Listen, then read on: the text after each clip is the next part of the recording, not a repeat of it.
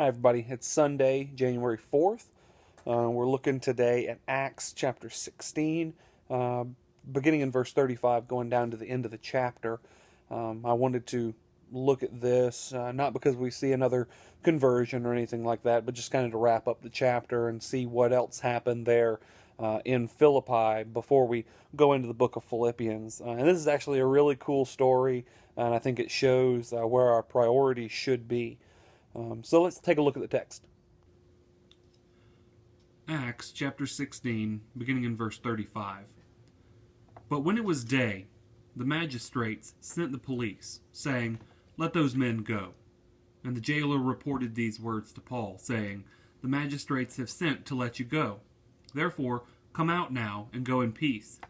But Paul said to them, "They have beaten us publicly, uncondemned men who are Roman citizens, and have thrown us into prison, and do they now throw us out secretly? No, let them come themselves and take us out."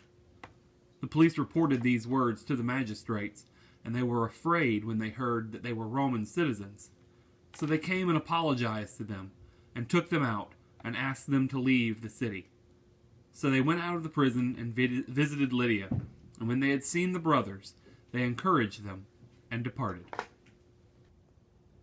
So this immediately begs the question, why did Paul wait to tell the magistrate that he was a Roman citizen until after he had been beaten and put into prison? Why did he wait until the next day when they were trying to set him free? Well, the obvious answer is that God had spoken to Paul. Paul had some kind of knowledge that he needed to go through that trial, that tribulation, so that the Philippian jailer could be saved.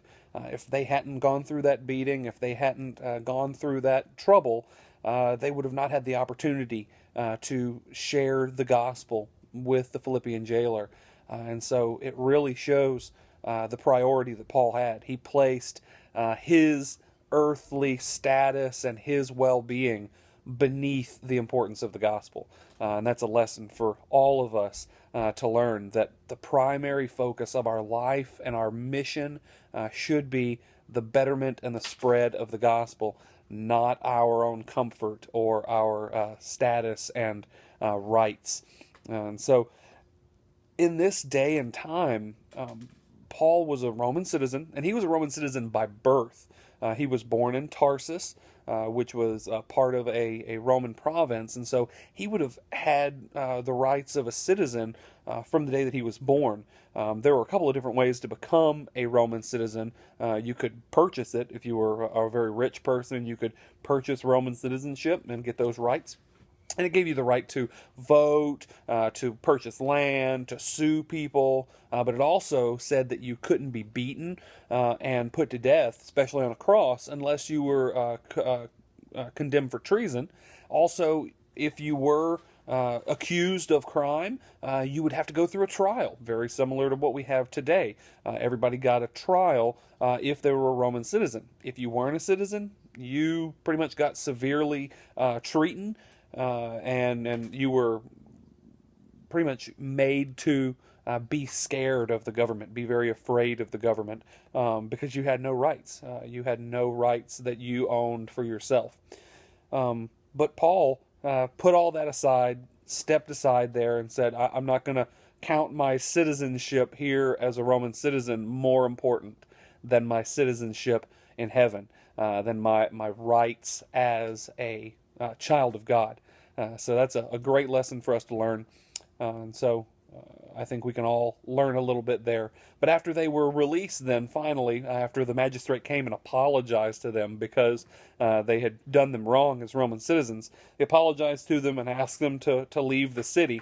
And they did. They went ahead and left, but not before they went to Lydia's house, spoke with the brethren that were there, this newly born church that's there in Philippi, and they spoke with them and talked about the gospel and encouraged them before they left, and they went on their missionary journeys. And so we're going to see more and more of this church developing and forming as we go into the book of Philippians. It's already a thriving church that's really helping Paul and Silas out in their ministry. And so we'll see that as we go into the book starting tomorrow. Thanks for watching. Hope you're joining in and studying as well. Leave a comment down below, whether you're following me on Twitter or watching this on YouTube or Facebook. Just leave a comment and let me know that you're doing this as well. I'd love to follow along with you, check out your website or watch your videos too. You can follow me on Twitter at Engaging Culture.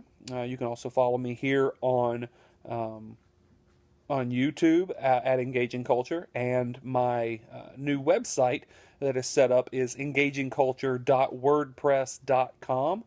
You can go there and read a little bit extra. I'll include some more details, usually on a daily basis. And if I don't get a chance to finish up a whole video for the day, I will at least put some details on there for the passage that we're covering for the day. Well, thanks. God bless.